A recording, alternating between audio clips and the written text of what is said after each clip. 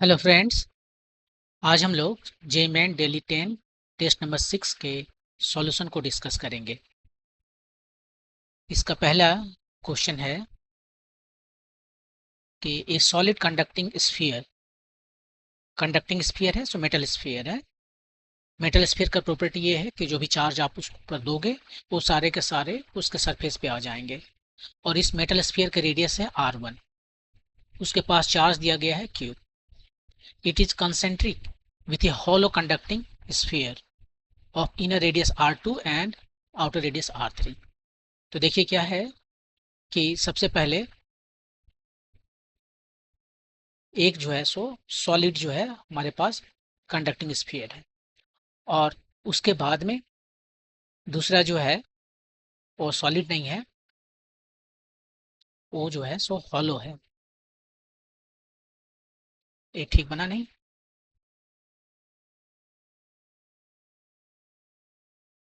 कुछ इस तरह से रख लीजिए, ये हॉलो है।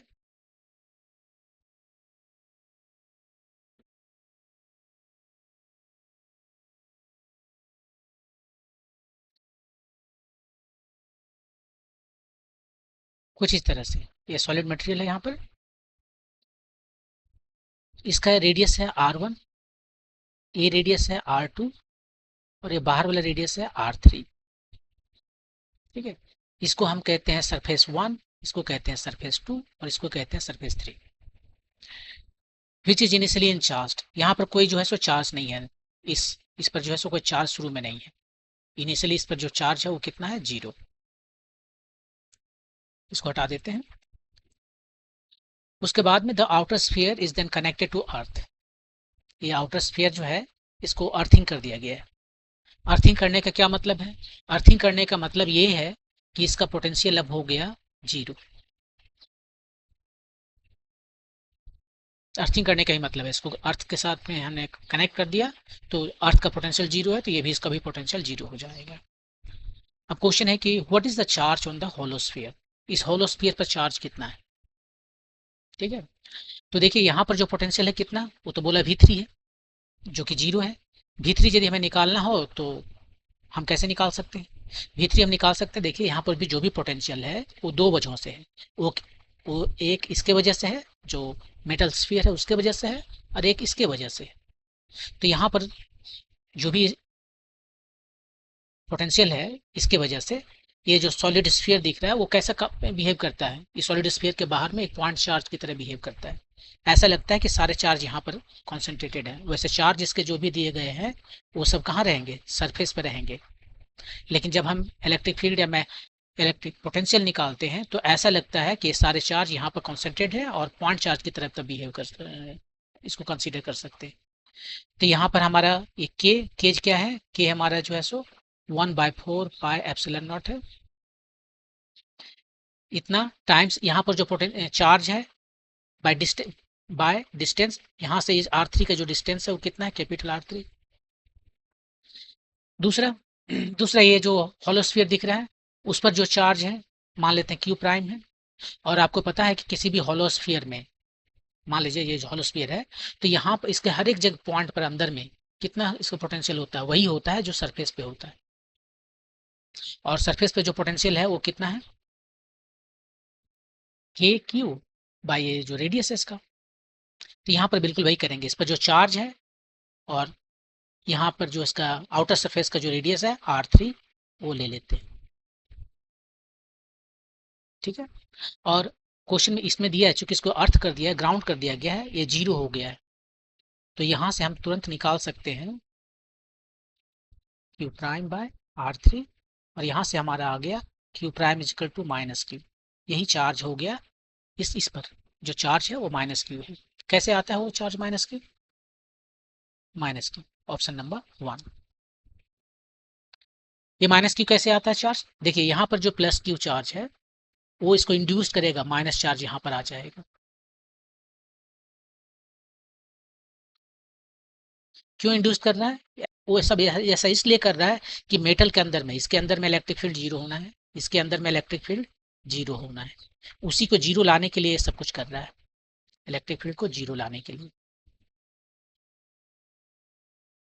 तो यहाँ पर ये इलेक्ट्रिक फील्ड जो है तो इस पर क्या करेगा, यदि ये निगेटिव चार्ज अपनी ओर से इलेक्ट्रिक फील्ड का डायरेक्शन होगा और ये पॉजिटिव की वजह से आउटर डायरेक्शन में डायरेक्शन होगा और सब मिला के जीरो हो जाएगा। आप यदि गॉस लॉ लगाएंगे तो आपको समझ में आएगा कि इसके अंदर में चार्ज यहाँ पर केवल माइनस क्यू होगा और कहीं भी चार्ज नहीं होगा। देख लीजिए यदि बाहर में चार्ज रह गया, अभी बाहर में चार्ज यदि रह गया इधर इसके अंदर में, तो क्या होगा कि हम गॉस लॉ जो लगाते हैं, गॉस लॉ क्या है, गॉस लॉ है फ्लक्स जो है वो होता है charge inside by epsilon not, और ये फ्लक्स जो है इसके अंदर में चार्ज क्या है, अभी जो है यहाँ पर जो है ये जो इलेक्ट्रिक फील्ड हम देख रहे हैं यहाँ पर, इसके अंदर की हम बात कर रहे हैं, ठीक है। हमारा गॉसियन सरफेस इसके अंदर में है, यहाँ पर है, तो केवल चार्ज यहाँ माइनस क्यू है और यहाँ पर प्लस क्यू है, तो टोटल चार्ज कितना हुआ, जीरो बाय एप्सिलॉन नॉट। तो यहाँ से इलेक्ट्रिक फील्ड आ गया जीरो। यदि इसमें माइनस क्यू चार्ज नहीं रहता तब जो है इलेक्ट्रिक फील्ड यहाँ पर कुछ रहता, जो कि पॉसिबल नहीं है, ये कंडक्टर, इसलिए यहाँ पर माइनस क्यू चार्ज आता है, इंड्यूस्ड होता है। तो इस तरीके से आप निकाल सकते हो कि कितना चार्ज होगा इस मेटल पे, हॉलो स्फीयर पे कितना चार्ज होगा, वो होगा माइनस क्यू। ऐसा इसलिए है कि इसके अंदर में इलेक्ट्रिक फील्ड जो है सो जीरो हो। इसके अंदर में तो of course electric field zero है क्योंकि इसके अंदर में चार्ज ही नहीं है। गॉस लॉ लगाएंगे आप तो देखेंगे इनसाइड चार्ज जीरो है तो इलेक्ट्रिक फील्ड जीरो हो गया। लेकिन दिक्कत है यहाँ पर, क्योंकि इसके बाहर में, इसके अंदर में कुछ इलेक्ट्रिक फील्ड है यहाँ पर प्लस की, लेकिन इसके अंदर में जो है सो इलेक्ट्रिक फील्ड जीरो होने के लिए क्या करना पड़ेगा, यहाँ पर माइनस क्यू चार्ज आना पड़ेगा, या फिर इस तरह से पोटेंशियल के तरीके से भी आप निकाल सकते हो। ओके, मूव करते हैं नेक्स्ट क्वेश्चन पे। A parallel plate capacitor has plate area A and separation d. ये देखिए ये प्लेट एरिया ए है और इसके बीच का जो सेपरेशन है वो डी है। It is charge to a potential V naught. Battery लगा दिया वी नॉट का, छोड़ दीजिए कुछ देर तक। इन प्रिंसिपल इन्फिनिटी टाइम में इसका जो चार्ज है वो पूरी तरह से चार्ज हो जाएगा और वो हो जाएगा सी वी नॉट। सी इसका कैपेसिटेंस है और यहाँ पर कैपेसिटेंस क्या है, यहाँ पर कैपेसिटेंस है एप्सिलॉन जीरो, इसका जो क्रॉस सेक्शनल एरिया है प्लेट का डिवाइडेड बाय डी। यदि कोई इसके अंदर में डायलेक्ट्रिक है तो डायलेक्ट्रिक यहाँ पर लिखते, अभी नहीं है, जस्ट एयर है, एयर का डायलेक्ट्रिक कांस्टेंट 1 लेते हैं तो हमारा सी अभी इतना ही है। आगे क्या किया, चार्ज कर दिया तो इतना चार्ज आ गया, फुली चार्ज होने के बाद में उसको डिस्कनेक्ट कर दिया बैटरी से। अब इसको बैटरी से डिस्कनेक्ट कर दिया गया, ये था केस 1। अब केस 2 नीचे बनाते हैं। केस 2 यहाँ पर चलते हैं। क्या किया जा रहा है, बैटरी को डिस्कनेक्ट कर दिया गया, इस पर जो चार्ज है वो कितना है, सी भी नॉट। वो चार्ज कहीं नहीं जाएगा, चार्ज कंजर्व है तो चार्ज उतना रहेगा। उसके बाद में क्या कर रहे हैं, ये dielectric slab of dielectric constant k and thickness d by 2 is inserted between the plates. इसके प्लेट के बीच में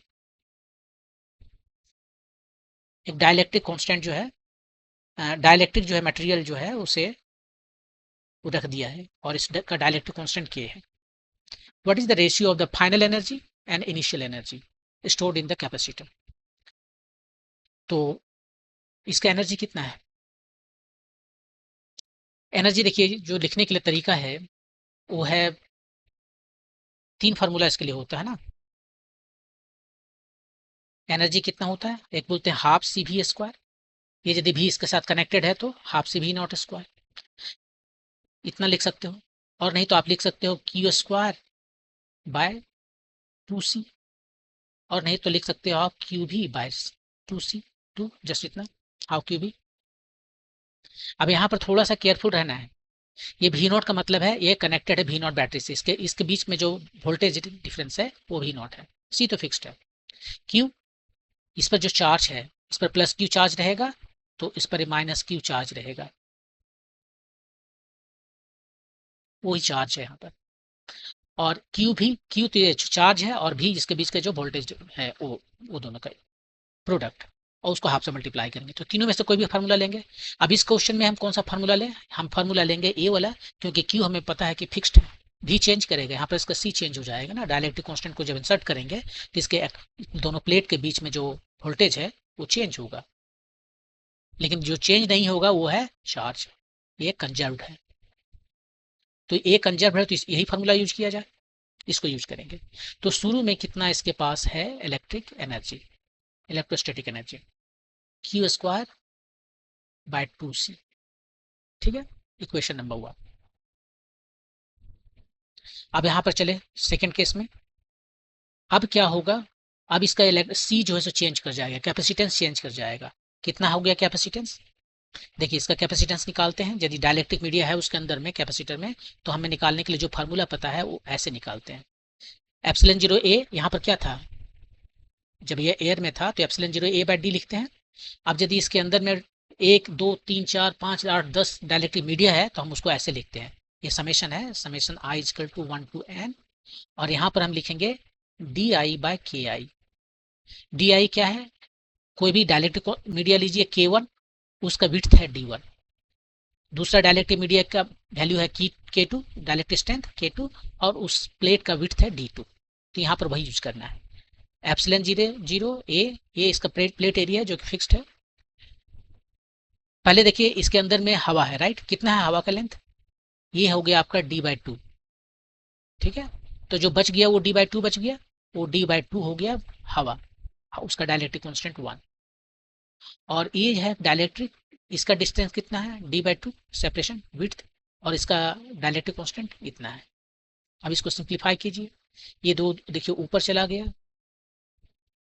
T1 + 1/k, और सिंप्लीफाई कीजिए 2 epsilon 0 a k/d times k + 1। इसको थोड़ा सा ऐसे लिखते हैं, 2 यहाँ से हटा के कहीं और लिख देते हैं, 2k यहाँ लिख देते हैं, और एप्सिलॉन 0 a d एक वैल्यू है, देखिए यहाँ से निकाले हुए थे, शुरू में जो इसका कैपेसिटेंस है C वही है, तो उसको हम लिख दिए C टाइम्स 2k/k + 1, ये C प्राइम सिंपली निकाले हम, ठीक है।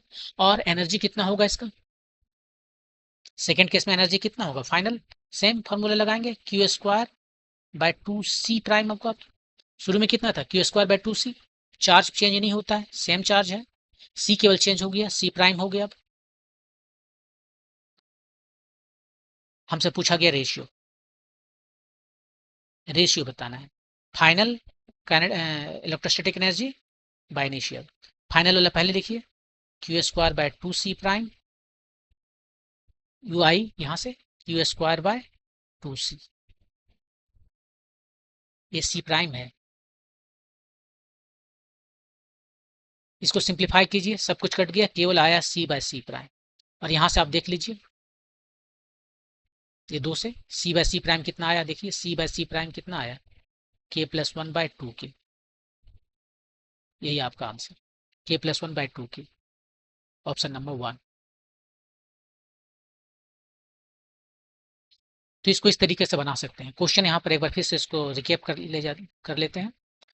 शुरू में एक कैपेसिटर है जिसका क्रॉस सेक्शनल एरिया प्लेट का A है और सेपरेशन D है, इसके बीच में हवा है, इसको कनेक्ट कर दिया गया एक बैटरी से जिसका वोल्टेज V0 है, ठीक है।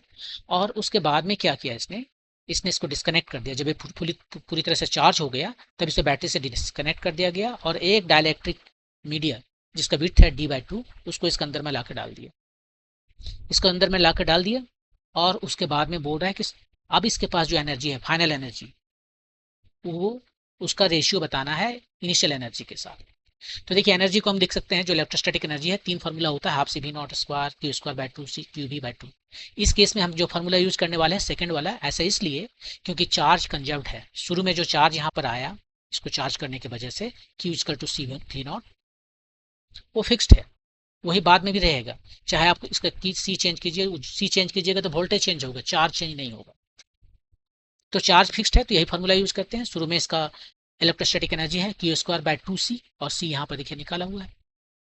बाद में जो है सो सी प्राइम जो है सो चेंज हो गया, इसका जो कैपेसिटेंस उसको सी प्राइम कहते हैं। और इस केस के लिए जब हम उसमें बहुत सारे डायलेक्ट्रिक मीडिया हैं तो हम इसको निकाल सकते हैं एप्सिलॉन जीरो ए बाय इस फार्मूला से, summation over D I by के। और नहीं तो आप ऐसा भी निकाल सकते हो कि आप कह सकते हो कि हमारे पास तीन कैपेसिटेंस है, कैपेसिटर है 1 2 3, ये तीन तो कैपेसिटर है और तीनों सीरीज में, उसको भी करके आप निकालोगे सेम फार्मूला आएगा। तो यहाँ पर हम इस फार्मूला को लगा रहे हैं एप्सिलॉन जीरो ए, देखिए डी इसका कितना है हवा का, हवा का यहाँ से यहाँ तक डी बाई फोर और इधर से इधर D by four, so D by two. और ये जो डायलेक्ट्रिक मीडिया है उसका भी डी बाई टू है। तो इस फार्मूला में सेट किए, ये हमारा वैल्यू आया, इसको सजाएं, epsilon zero A by D जो है सो हमारा सी है, यहाँ से देख सकते हैं, इसको सी लिखे यहाँ पर, ये फार्मूला आ गया। अब फाइनली जो हमें निकालना है ratio of final initial electrostatic energy. तो फाइनल इलेक्ट्रोस्टैटिक एनर्जी है Q square by two C prime, उसको यहाँ पर सब्सटीट्यूट किए। सिंपली ये जो रेशियो हमारा है वो सी और सी प्राइम का रेशियो है, और सी और सी प्राइम का रेशियो यहाँ से हम देख सकते हैं अभी, वो आया के प्लस वन बाई टू के। यही आपका आंसर है।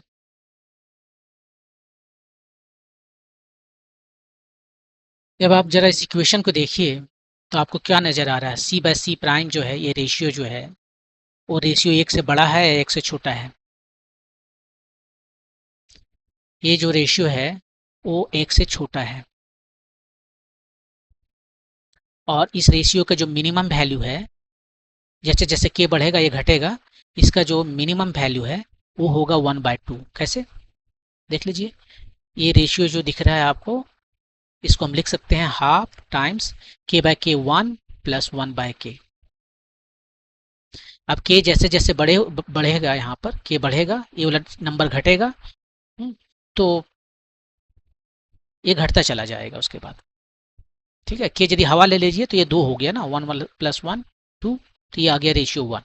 और हवा के छोड़कर जैसे कोई दूसरा डायलेक्ट्रिक मीडिया लीजिएगा तो बढ़ते चला जाएगा, के का वैल्यू बढ़ता जाएगा, तो बढ़ता जाएगा तो ये कम होता जाएगा, राइट। और के जब इन्फिनिटी होगा तो ये रेशियो आपके पास कितना आएगा, half times one plus zero, जो कि हाफ है, यही मिनिमम वैल्यू है। तो ये जो रेशियो है, फाइनल जो एनर्जी है वो इनिशियल का कितना है, कम है या ज़्यादा है, हाफ हो गया। एक्सट्रीम केस में हाफ हो गया, मतलब उससे कम है। कम क्यों हो गया एनर्जी भाई, इसमें जो है जब आपने इस डायलेक्ट्रिक मीडिया को बाहर से ला करके इसके अंदर में रख दिया तो इसका एनर्जी कम क्यों हो गया। आपको पता है कि एक्सटर्नल एजेंट जब वर्क करता है तब उसमें जो उसका पोटेंशियल एनर्जी है वो बढ़ जाता है, और ये तो पोटेंशियल एनर्जी ही है ना, तो ये बढ़ क्यों नहीं गया, घट क्यों गया। रीजन ये है कि ए जो है बाहर से जब इसको ला रहे हैं तो एक्सटर्नल एजेंट वर्क नहीं कर रहा है, यहाँ पर एट्रैक्टिव फोर्स लगता है, ये जो है डायलेक्ट्रिक मीडिया है उसको ये अपनी ओर खींचता है, जैसे थोड़ा सा आप इसके नज़दीक ले आइए वो अपने अंदर खींच लेगा।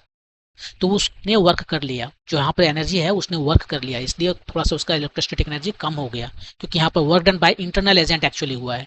जो एक्सटर्नल एजेंट है उसने निगेटिव वर्क डन किया है, यानी इंटरनल एजेंट ने, जो कि यहाँ पर ये सिस्टम है, उसने पॉजिटिव वर्क किया है, तो जो उसका एनर्जी है उसको कम होना ही है, तो इसलिए एनर्जी कम होकर हाफ आ गया एक्सट्रीम केस में, और नहीं तो हमेशा उससे कम रहेगा। ओके, मूव करते हैं नेक्स्ट क्वेश्चन पे। In the circuits on the current in the 6 ampere is 4/3 ampere. इसमें जो करंट है वो 4/3 एम्पियर है। The value of the unknown resistance R को बताना है कितना है। ठीक है, तो देखिए इसको दो तरीके से बना सकते हैं, एक तो आते आप किरचॉफ लॉ लगा सकते हैं दो ठो लूप में, और उस दोनों के इक्वेशन को सॉल्व कीजिए, आप इसको वैसे बना सकते हैं, और नहीं तो आप बिना किरचॉफ लॉ के भी बना सकते हैं। क्या करना है आपको देखना है कि इक्विवेलेंट रेजिस्टेंस कितना है, इससे कितना करंट फ्लो कर रहा है वो हम निकालते हैं। सबसे पहले आई जीरो कितना करंट होगा, वो होगा ये 12 वोल्ट का बैटरी है divided by equivalent resistance, right. ये इक्विवेलेंट रेजिस्टेंस कितना है वो निकालिए। तो देखिए ये जो 2 ओम है सीरीज में है, किसके साथ में, ये कंप्लीट के साथ में सीरीज में है, और ये जो कंप्लीट है वो पैरेलल में है 2 के साथ में। ये 6 ओम जो है वो पैरेलल है किसके साथ में, ये दोनों के साथ में, ये दोनों सीरीज में है, तो इसको हम लिख सकते हैं 4+R। प्लस का मतलब सीरीज और पैरेलल का मतलब पैरेलल, तो 2+, ये दोनों पैरेलल है, पैरेलल का कैसे निकालते हैं, दो तो रेजिस्टेंस यदि हमारे पास पैरेलल में है तो उसका इक्विवेलेंट रेजिस्टेंस कैसे निकालते हैं, दो के लिए क्या करते हैं, सिंपली प्रोडक्ट बाय सम लेते हैं, प्रोडक्ट करें इसका 4+R बाय सम करें 6+4+R, ये आपका इक्विवेलेंट रेजिस्टेंस हुआ। सिंप्लीफाई कीजिए, ये हो गया 24 + 6R बाय 10 प्लस आर, ये हो गया 20 प्लस 2r, इधर है 24 plus 6r whole divided by 10 plus r, कितना आ गया 20 and 20 44 plus 8r by 10 plus r। ये आपका इक्विवेलेंट रेजिस्टेंस है, राइट। तो यहाँ से आपको करंट पता चल जाएगा। तो जो करंट है मेन ब्रांच में यहाँ से बैटरी से जो निकल रहा है वो कितना हो गया 12 volt divided by R equivalent. तो ये हो गया आपका 44 प्लस 8r, 10 प्लस r ऊपर जाएगा, थोड़ा सा सिंप्लीफाई कर लेते हैं, 4 से ही कट जाएगा, तो 3 हो गया, 10 प्लस r, 11 प्लस 2r। ये आपका मेन करंट है, ठीक है। ये करंट जो है सो बैटरी से निकला हुआ करंट है। अब इसके बाद में हम क्या करते हैं, ये करंट का जो है सो डिस्ट्रीब्यूशन पैरेलल में कैसे होता है। ये देखिए यहाँ से कोई करंट आ रहा है,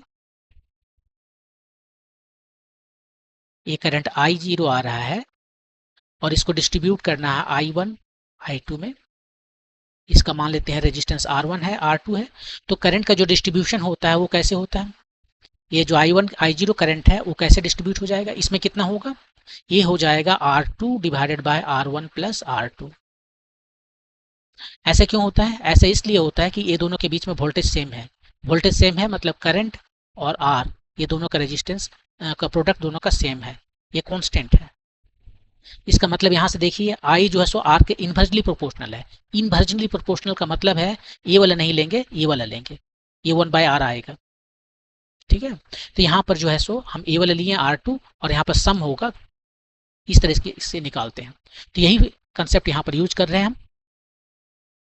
अब जो करंट I1 है, एक बार फिगर देख लेते हैं। ये वाला I1 जो I करंट जो है वो कितना हो जाएगा, ये इसमें करंट देख रहे हैं तो हमें इसका रेजिस्टेंस लेना है।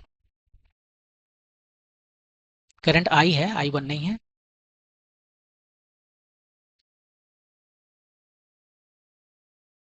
करंट किस में देख रहे हैं 6 ओम में, तो 6 ओम ना लेकर 4 प्लस R लेंगे, ये रेजिस्टेंस 4 प्लस R और यहाँ पर सम हो जाएगा 4 प्लस R प्लस 6। और ये क्वेश्चन में दिया हुआ है कि ये है 4/3 और ये वैल्यू I0 के यहाँ पर निकाले हुए हैं 4 plus R divided by 10 plus R times, इसको यहाँ पर रखते हैं 3 10 plus R divided by 11 plus 2R, ये खत्म हो गया।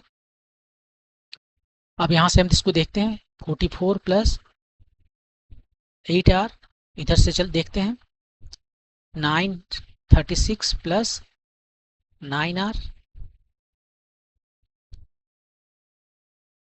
R कितना हो गया 8 ओम, R आपका आया 8 ओम, option number 3।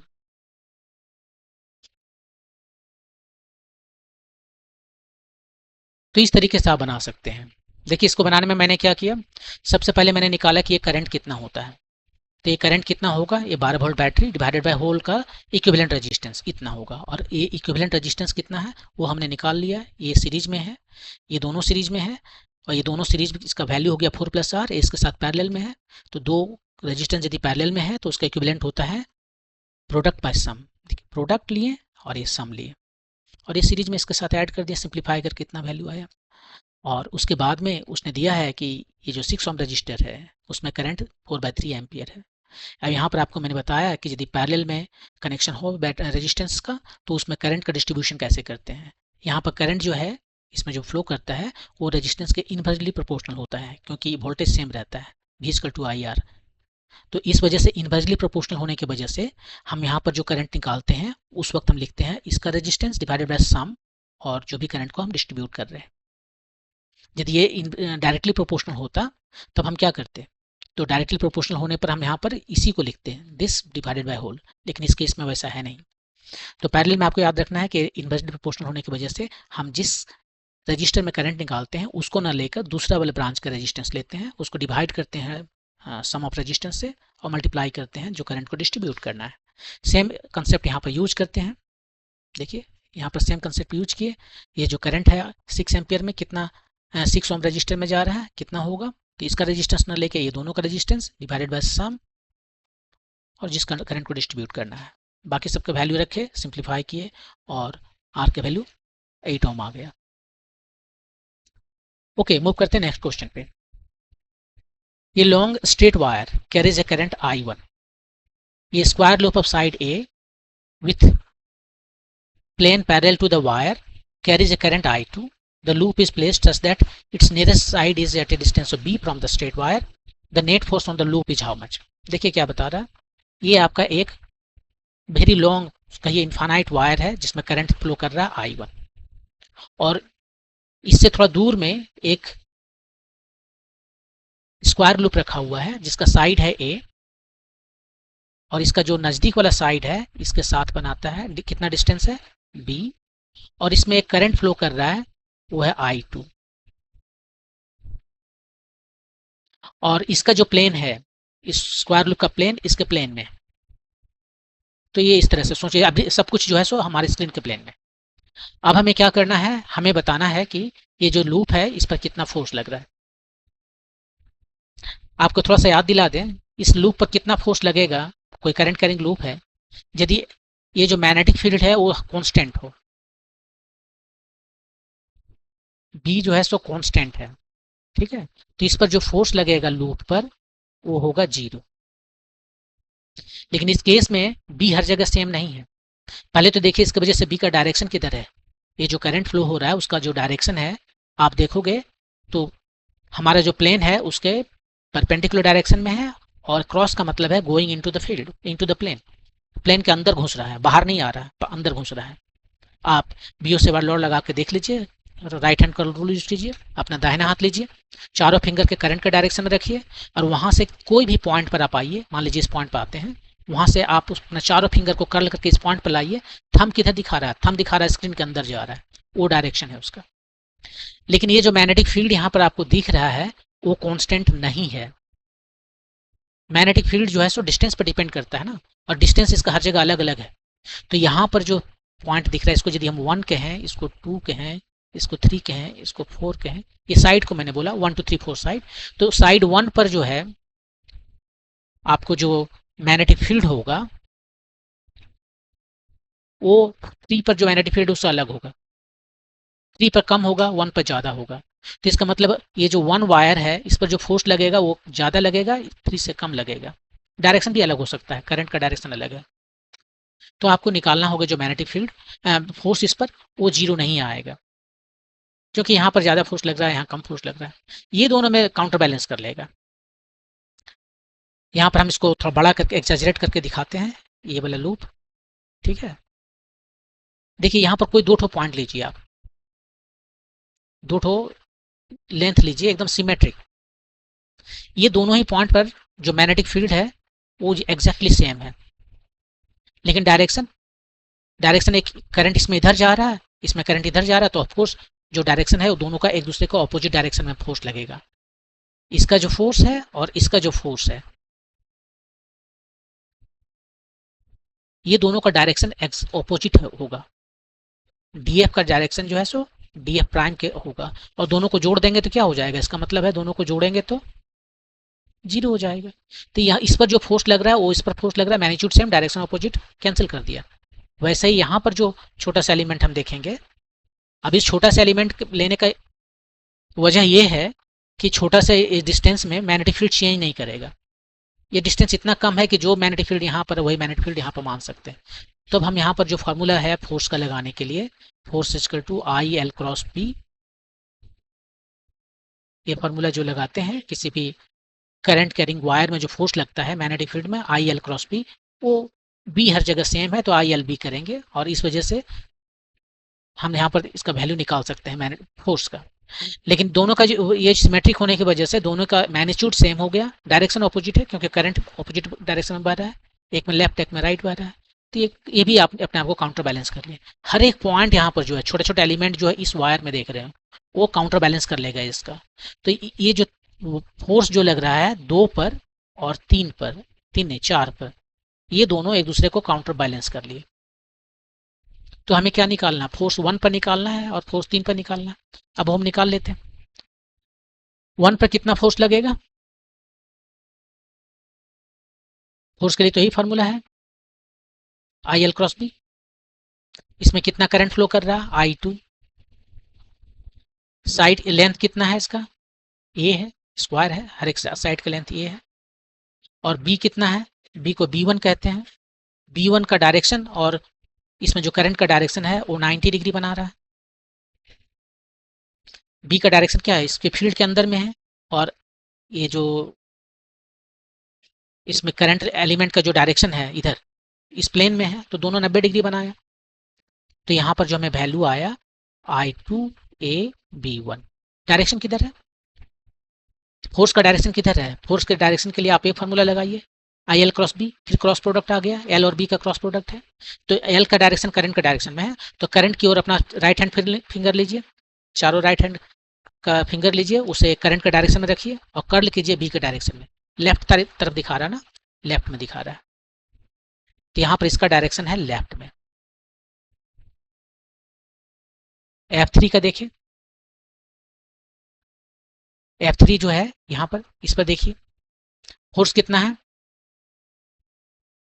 Force current I2, length A, इस पर जो है सो मैग्नेटिक फील्ड B3 और एंगल दोनों के बीच का साइन 90 डिग्री। कितना आया, I2A B3। डायरेक्शन, अब देखिए करंट का डायरेक्शन इसमें और इसमें ऑपोजिट है।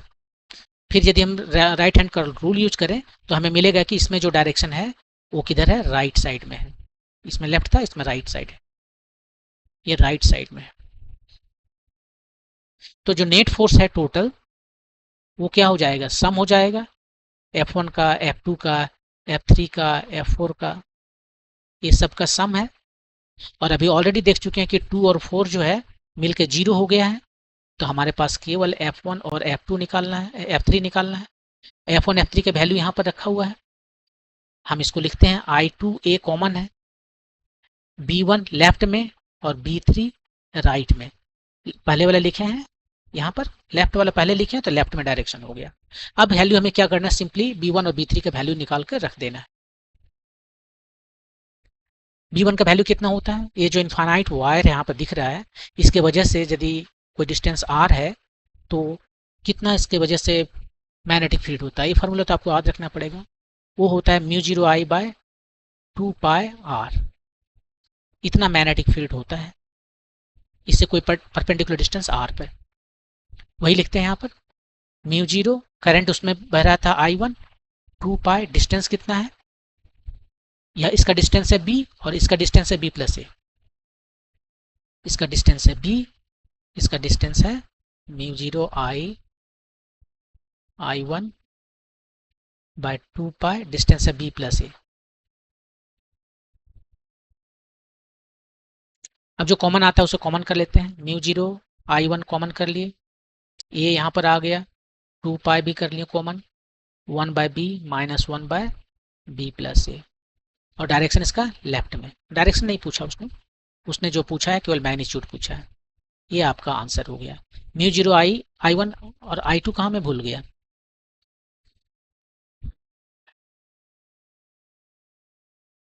I1 कॉमन किया, I2 यहाँ पर ऑलरेडी है, तो I2 भी लिखना पड़ेगा ना। हाँ, तो μ0I1I2A/2π, μ0I1I2A/2π 1/B minus 1/B+A। So option number 2 ये आपका सही है। तो इस तरीके से पूरा कैलकुलेशन करके आप इसे बना सकते हो। लेकिन मैं आपको यहाँ बता दूं कि आपको कैलकुलेशन करने का जरूरत भी नहीं था इस पर्टिकुलर क्वेश्चन के लिए। हमेशा ऐसा नहीं हो सकता, जो इसमें ऑप्शन दिया गया है उस पर्टिकुलर केस के लिए आप यदि चेक करो तो डायमेंशनली केवल यही सही है, ये जो है सो डायमेंशनली सही है, बाकी सारे डायमेंशनली गलत हैं, बाकी सारे डायमेंशनली गलत हैं। इसको आप यहाँ से देख सकते हो। आप कैसे पता करोगे इसका डायमेंशन क्या है, अब तो तरीका है कि आप μ0 का डायमेंशन लिखिए, I1 का, I2 का, ऐसे करके लिखिए। उतना नहीं करने का है, उतना करेंगे तो काफ़ी टाइम बर्बाद होगा ना। तो डायमेंशन चेक करना है, तो डायमेंशन चेक करने के लिए हम क्या करते हैं,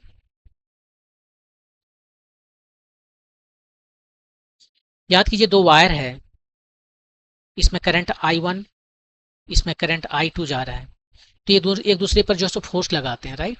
वो फोर्स पर यूनिट लेंथ कितना होता था, mu zero I1 I2 by 2 पाई, इसके बीच का जो डिस्टेंस है वो डी।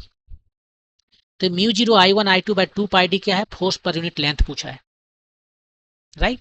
नहीं, फोर्स पर यूनिट लेंथ होता है, आपसे जो पूछा है वो फोर्स पूछा है, मतलब है कि आपसे जो फोर्स यहाँ पर आ जाएगा mu zero I1 I2 by 2 pi D times D. तो ये डी और डी खत्म हो गया, डी नहीं है ये एल है, क्या है पर यूनिट लेंथ है ना, एल है, तो डायमेंशनली तो खत्म कर सकते हैं, ये डी नहीं है एल है। तो डायमेंशन इसका आप यदि देखोगे, फोर्स का क्या आता है डायमेंशन, फोर्स का डायमेंशन आता है, इसका डायमेंशन तो खत्म हो गया, simply mu zero I1 I2 जो है यही फोर्स का डायमेंशन आता है। आप चेक करो कि किसमें म्यू जीरो I1 I2 केवल है डायमेंशनली, तो म्यू जीरो I1 I2 है, यहाँ से एक ए और बी खत्म हो गया, अब भी बचा हुआ है इसलिए गलत है। यहाँ पर देखिए म्यू जीरो I1 I2 ए, म्यू जीरो I1 I2 ये हो गया फोर्स, और ये एक ए ऊपर में है तो एक बी नीचे में, लेंथ ऊपर में है लेंथ नीचे में है, ये दोनों तो खत्म हो गया, यही तो फोर्स है। यहाँ पर देखिए म्यू जीरो I1 I2 जो है ये फोर्स हो गया, यहाँ पर ए स्क्वायर बाय बी है, ये खत्म नहीं हुआ, एक तो खत्म हुआ, लेंथ स्क्वायर बाय लेंथ, एक लेंथ अब भी है, ये गलत हो गया। यहाँ पर एक लेंथ तो खत्म हो गया लेकिन एक लेंथ नीचे में अब भी है, फोर्स पर यूनिट लेंथ है ये क्या है, ये फोर्स टाइम्स लेंथ हो गया, फोर्स टाइम लेंथ हो गया, ये फोर्स पर यूनिट लेंथ हो गया, ये फोर्स हो गया, और ये क्या हो गया, ये देखिए यहाँ पर हमारा फोर्स है, एक तो खत्म हो गया, पर यूनिट लेंथ है।